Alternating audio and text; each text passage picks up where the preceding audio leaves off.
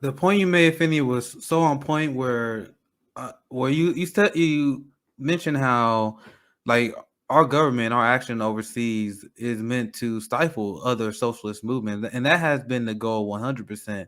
The worldwide neoliberal capitalism that we know of is literally a result of imperialism, where we constantly stomp out and overthrow socialist movements. I mean, there's countless examples. So you are 100% on point on that. You guys are also mentioning, and you brought this point as well, the war machine is all about money. There's not a goal of winning. There's not a goal of actually improving lives. And I want to show you guys this video. Just give me 1 second to share a screen.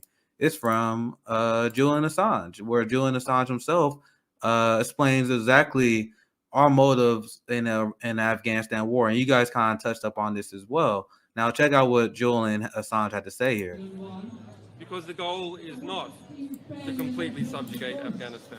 The goal is to use Afghanistan to wash money out of the tax bases of the United States, out of the tax bases of European countries, through Afghanistan, and back into the hands of a transnational security elite. That is the goal, i.e., the goal is to have an endless war, not a successful war.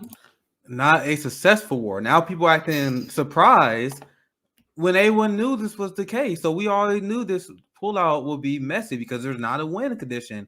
And I want to pull this up because I think it's Saul, and I'll pass it to her because I got her tweet up. This is a brand tweet by Saul. I thought I retweet this. I thought I did. I guess I do it now. But the U.S. failed in Afghanistan because it's not in the business of fixing or helping. It's in the business of war. Trillions of dollars didn't go into thin air. It went into the pockets of war profiteers. In the business of war, it is a wild success. That's why I love the points you guys mentioned. Because that's what you guys under the nutshell. I won't pass it to Saul because I read your tweet. You want to expand on that, Annie? Well, I mean, you could use sort of like concrete examples, right? I mean, a lot of people get offended by that. They're like, so you're saying, we didn't care about people when we did, X, Y, and Z. And so let me actually say this. Just like when you talk about any other country, right? As someone who focuses on Iran, when people in the US talk about Iran and they sort of talk about it as this monolith, I take issue with that. And so I can take issue with that in the US as well. The US is not a monolith. It's certainly not. It's not so within the population. The population is not the same as the government. The government doesn't necessarily represent the views of the people. And even within the government, there are actors who I genuinely believe don't agree with the sort of, establishment or the machine or the blob or whatever catchphrase you want to use for the people who actually wield power and make these like decisions, right? Not everybody is on board. Now, in the case of Afghanistan, we can only point out Barbara Lee, but at least there was one person who decided I'm not going to vote for this war. And I would say that she's vindicated 20 years later. But when you talk about the profiting from it, well, there's like a reality that you just have to admit. So for instance, Biden is continuing a program that started, I believe, under Trump, that will cost somewhere upwards of like $1.5 trillion for new nuclear weapons. Now, someone tell me what the hell we're going to do with those nuclear weapons. We already have like 5,000. You cannot detonate all of these. Like, you physically cannot do it. You'll kill everything on the planet if you do it.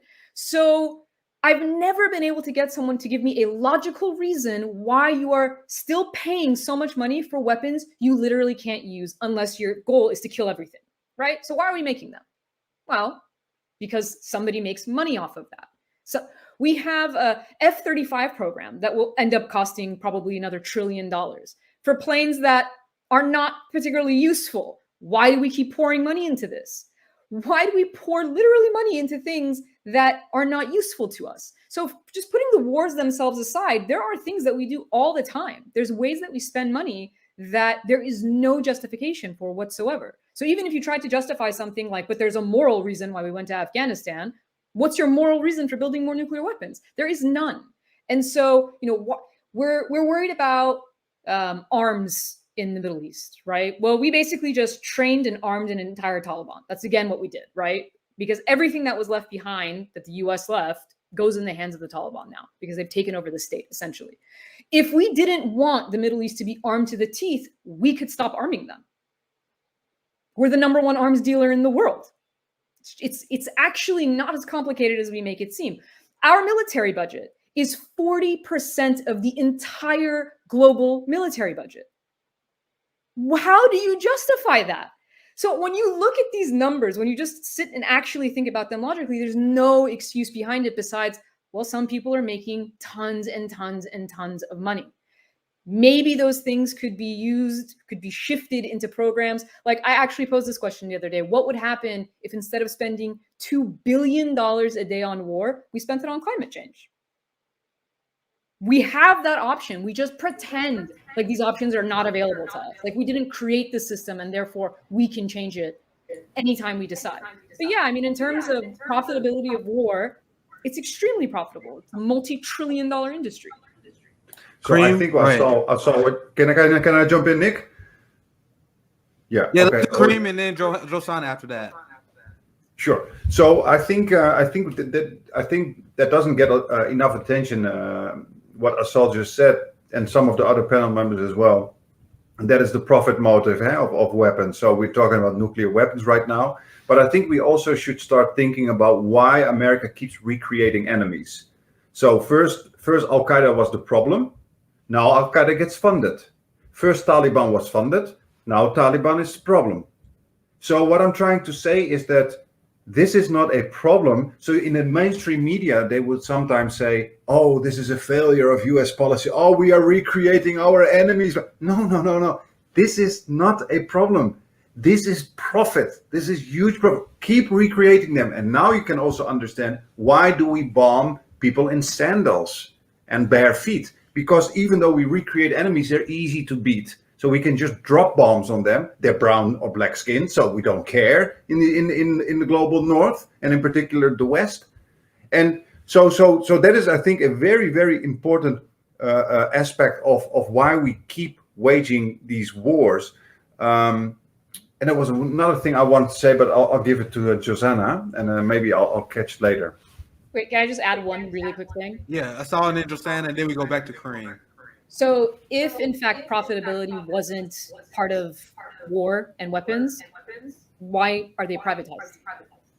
Right, exactly.